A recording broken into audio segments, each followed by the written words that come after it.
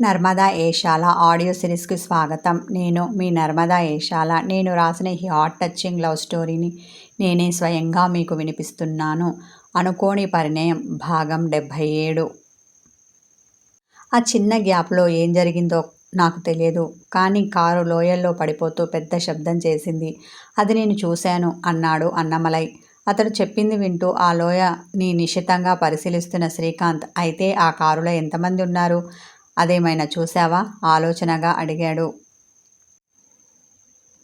చూశాను సార్. మొదటిసారి చూసినప్పుడు నలుగురు ఉన్నట్టు కనిపించారు. కారు లోయలో పడిపోతున్నప్పుడు మాత్రం అందులో ఒక్కరే ఉన్నట్టు అనిపించారు. ఆనాటి సంఘటనను గుర్తుకు తెచ్చుకొని చెప్పాడు అన్నమలై.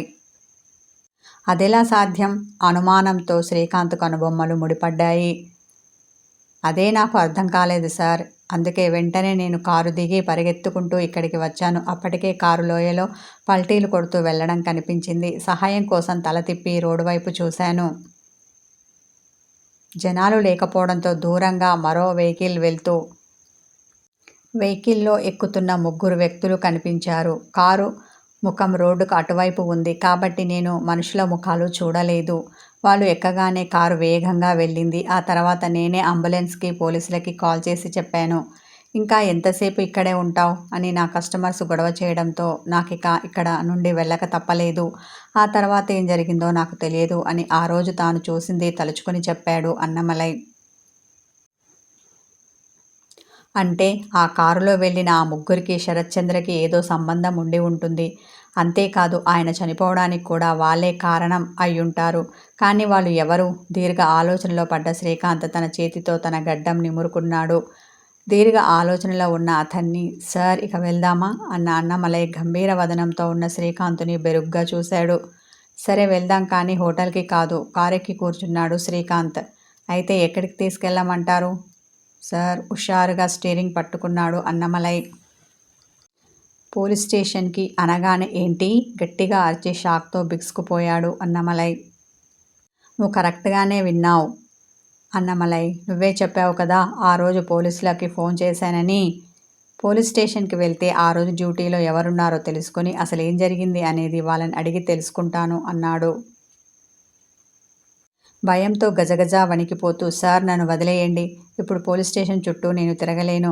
ఇప్పుడు గనక నేను ప్రత్యక్ష సాక్షిని అని వాళ్లకు మీరు చెప్పారనుకోండి, నన్ను ఎంక్వైరీ పేరుతో ఎప్పుడు పడితే అప్పుడు స్టేషన్కి పిలుస్తారు. అప్పుడు నేను చేస్తున్న పని మానేసి పోలీస్ స్టేషన్ చుట్టూ తిరగాల్సి వస్తుంది. నేను ఇలా అని తెలిస్తే టూరిస్టులు ఎవరైనా నా కార్ బుక్ చేసుకుంటారా? నాతో వస్తారా? ఎందుకు సార్ నా జీవితంతో ఆడుకోవాలని చూస్తున్నారు? నేను మీకేం ద్రోహం చేశాను? పైగా మీరు అడిగిన వెంటనే నేను చూసింది అంతా చెప్పాను కదా. కనీసం అందుకైనా నన్ను వదిలేయండి. నా దారి నేను పోతాను ప్రాధేయపడ్డాడు. అన్నమలై, నువ్వు అనవసరంగా కంగారు పడుతున్నావు. నువ్వేమీ స్టేషన్ లోపలికి రావాల్సిన అవసరం లేదు. స్టేషన్ బయట ఉండు. నేను ఒక్కడినే లోపలికి వెళ్ళి వివరాలు కనుక్కుంటాను. అసలు నీ పేరు వాళ్లకు చెప్పను. నువ్వు ఎప్పటిలా నాకు టూరిస్ట్ గైడ్లా ఉండు. ఈ విషయంలో నిన్ను లాగను. పైగా పేమెంట్ డబల్ ఇస్తాను అని అతన్ని కన్విన్స్ చేశాడు శ్రీకాంత్. భయపడుతూనే ఎక్కువ పేమెంట్ ఆశ చూపడంతో సరే అన్న అన్నమలై కారును పోలీస్ స్టేషన్కి కాస్త దూరంలో ఆపాడు. సార్ అదిగో ఈ ఏరియా పోలీస్ స్టేషన్ అదే. మీరు వెళ్ళి ఎంక్వైరీ చేసుకొని రండి. నా పేరు మాత్రం దయచేసి చెప్పొద్దు. మీరు వచ్చే వరకు నేను ఇక్కడే కాచుకొని ఉంటాను అని దూరంగా కనబడుతున్న పోలీస్ స్టేషన్ని తన చూపుడు వేలుతో చూపించాడు. మరీ ఇంత భయస్థుడివి అనుకోలేదు అన్నమలై అన్న శ్రీకాంత్ చిన్నగా నవ్వుతూ స్టేషన్ వైపు అడుగులు వేశాడు. ఇంతలో ఉరివి గది తలుపు వేసుకున్న విషయం గుర్తుకు వచ్చింది మేఘకి. ఓ నో అని పడక గది దగ్గరికి వచ్చి తలుపు తట్టాడు. ఆమె తలుపు తీయలేదు సరికదా, కనీసం పలకను కూడా పలకలేదు. మేఘకి టెన్షన్ మొదలైంది. ఉరివి తలుపు తీ కంగారు పడుతూ పిలిచాడు. అటువైపు నుండి ఎలాంటి సమాధానం రాలేదు. అతనికి గుండె దడ ఎక్కువైంది. ఉర్వి ఇంతకుముందు ఒకసారి సూసైడ్ అటెంప్ట్ చేసింది అన్న విషయం గుర్తుకు రావడంతో అతనిలో కంగారు మరింత ఎక్కువైంది. ఇప్పుడు మళ్ళీ ఆ పని చేస్తే అన్న అనుమానం రాగానే టెన్షన్తో అతనికి ఒళ్ళంతా చెమట పట్టింది. గుండె వేగంగా కొట్టుకుంటుంటే, ఉర్వి ప్లీజ్ తలుపు తీ. ఆమె నీకేం చెప్పిందో నాకు తెలియదు, కానీ ఆమె చెప్పిన ప్రతి మాట అబద్ధం. నా మాట విని తలుపు తీ. తీసావనుకో నిజమేమిటో నేను చెప్తాను. ఈ ఒక్కసారికి నా మాట విను ప్రాధేయపడుతూ తలుపును గట్టిగా తట్టాడు మేఘ్. మెల్లిగా తలుపు తీసిన ఆమె శోకదేవతలా ఉంది. బాగా ఏడ్చిందని ఆమె కళ్ళు చెప్తున్నాయి. ఆమె క్షేమంగా ఉండడం చూసి మనసులోనే థ్యాంక్స్ గాడ్ అనుకొని ఉద్వేగంతో ఆమెను దగ్గరికి తీసుకొని హృదయానికి గట్టిగా హత్తుకున్నాడు. ఉక్రోషంతో ఆమె అతన్ని విసురుగా తోసింది. హట్ అయిన మేఘ్ దెబ్బతిన్నవాడిలా చూశాడు. మరోసారి నన్ను తాకారు అంటే బాగోదు చెప్తున్నా అని ఆమె అతన్ని తిరస్కార భావంతో చూసింది. ఆమె అనుమానపు చూపులు సూటిగా అతన్ని గుచ్చుతూ చిత్రహింస చేస్తుంటే అతని ముఖం పూర్తిగా వాడిపోయింది. ఉర్వి, నువ్వేం మాట్లాడుతున్నావో నీకు తెలుస్తోందా? నేను నీ భర్తని ఆవేదనతో అతని గొంతు జీరబోయింది. ఆ మాట నువ్వే కాదు అందరూ అనుకోవాలి. అప్పుడే నాకు గౌరవం విలువ. అంతేకాని దారిన పోయే వాళ్ళు నా దగ్గరికి వచ్చి నేను నీకు కాంట్రాక్ట్ పెళ్ళామని కొన్ని రోజుల్లో విడిపోతారట కదా అని, అంతవరకు నువ్వు ఊపిరిగత్తె లాంటి దానివని ముఖం పట్టుకొని దెప్పి పొడుస్తుంటే నాకెలా ఉంటుందో ఒక్కసారైనా మీరు ఆలోచించారా అంటుంటే దుఃఖంతో ఆమె గొంతు కూడుకుపోయింది. ఎవరో ఏదో అన్నారని దాన్ని మనసులో పెట్టుకొని ఇలా నన్ను అనుమానించడం ఏంటి? నా మనసులో నీకున్న స్థానం ఏమిటో నీకు తెలియదా? ఆమె అలా ఏడుస్తుంటే చూడలేక దగ్గరికి తీసుకోబోయాడు. చెప్పాను కదా నన్ను తాకవద్దని. రోషంతో ఆమె వెనక్కి 2 అడుగులు వేసింది. ఉర్వి అతని గొంతు బాధతో వణికింది. దీన వదనంతో ఆమెను చూశాడు. నేను ఇంకా ఇక్కడ ఒక్క క్షణం కూడా ఉండను. నన్ను పంపించేయండి అన్న ఆమె తన బట్టలు సర్దుకోవడం మొదలుపెట్టింది. ఉర్వి, నీకేమైనా పిచ్చా? నేను లేకుండా ఎక్కడికి వెళ్తావు? మనం ఇక్కడికి ఎందుకు వచ్చామో తెలుసు కదా. అలా ఎలా నీ ఒక్కదానివి పంపించమంటావు? బాధతో వాపోయాడు. ముందు మీకు వచ్చిన పర్పస్ ఏమిటో గుర్తుంటే ఇలా ఎవతో వచ్చి నన్ను నిలదీయదు. అది మాట్లాడిన మాటలు నన్నెంత హర్ట్ చేశాయో నీకేం తెలుసు? నేను కాబట్టి సిగ్గు లేకుండా ఇంకా బ్రతికి ఉన్నాను. మరొకటి అయి ఉంటే ఈ పాటికి అని మిగతా వాక్యం పూర్తి చేయలేక కళ్ళు గట్టిగా మూసింది. గుటిక వేసి బాధను దిగమింగింది. ఉర్వి, ప్లీజ్ అలా మాట్లాడకు. మొదట నేను చెప్పేది విను. విన్న తర్వాత నువ్వేం చెప్తే అది చేస్తాను ప్రాధేయపడ్డాడు మేఘ్. ఇంకా వినడానికి ఏం మిగిలిందని కోపంతో అతన్ని చూసింది ఉర్వి. ఆమె చూపులు అతని గుండెని ముల్లులా గుచ్చుకున్నాయి. బాధతో విలవిలలాడాడు.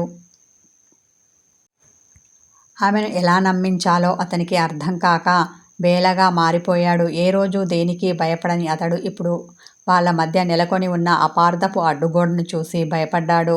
ఇంతలో ఆమె సెల్ రింగ్ అయింది. టీపాయ్ మీద ఉన్న దాన్ని అందుకుని డిస్ప్లే మీద పేరు చూసి కాల్ లిఫ్ట్ చేసిన ఉర్వి చెవి దగ్గర పెట్టుకుంది. కానీ ఒక్క మాట కూడా మాట్లాడలేదు. అవతల ఎవరు పలకరించారో కానీ ఆమె ఫోన్లోనే ఏడవడం మొదలుపెట్టింది. మేఘ్ కంగారు పడ్డాడు. ఆమె చేతిలో నుండి ఫోన్ లాక్కొని చెవి దగ్గర పెట్టుకున్నాడు. ఉర్వి, ఎందుకేడుస్తున్నావు? ఏమైంది? కంగారు పడుతూ అడుగుతున్న అనామిక గొంతు అతనికి వినిపించింది. అమ్మా నేను అన్నాడు మేఘ్. ఎందుకురా తను ఏడుస్తోంది? మళ్ళీ ఏమన్నావు? ఏం వెధవ పని చేశావు? కోపంతో అతన్ని నిలదీసింది ఆమె. అమ్మా నువ్వు అనవసరంగా కంగారు పడకు. ఇక్కడ చెప్పుకునేంత పెద్ద సమస్య ఏమీ లేదు. మా ఇద్దరి మధ్య ఏదో చిన్న మిస్అండర్స్టాండింగ్ వచ్చింది. అది సాల్వ్ చేసుకునే పనిలో ఉన్నాం అన్నాడు. మీరు అక్కడికి వెళ్ళిన పర్పస్ ఏంటి? మీరు చేస్తున్న పనేంటి? మీ ఇద్దరి మధ్య ఉన్న అపోహలు తొలగించుకొని అన్యోన్యంగా కలిసిమెలిసి జీవిస్తారని కదా. దానికి తగిన బాట వేసుకుంటారని కదా. మరి అలాంటిది అక్కడికి వెళ్ళాక కూడా నువ్వింకా ఉర్విని బాధ పెడుతూ ఆమె మనసులో మరిన్ని అనుమానాలు అపోహలు నింపుతున్నావా? లేనిపోని అనుమానపు సెగలు మీ మధ్య రగిలించుకుంటున్నారా? అసహనానికి గురైన ఆమె మేఘ్ని కోప్పడింది. అమ్మా నువ్వు అనుకున్నది కాదు. నీకు చెప్పుకునేంత పెద్ద విషయం అంతకన్నా కాదు. చెబితే అర్థం చేసుకోవాలి అన్న అతడు చిరాకు పడుతూ కాల్ కట్ చేశాడు. ఉర్వి, ఎందుకు నువ్వు ఇంత చిన్న విషయాన్ని పెద్దది చేస్తున్నావు? ఇంకా మా అమ్మ ముందు అలా ఎందుకు ఏడ్చావు? నేనేదో నిన్ను రాచి రంపాన పెడుతున్నట్టు. చూడు ఇప్పుడు అమ్మ ఎంత కంగారు పడుతుందో అసహనంతో అన్న అతడు తన నెత్తికి చేతులు పెట్టుకొని మంచం మీద కూర్చున్నాడు.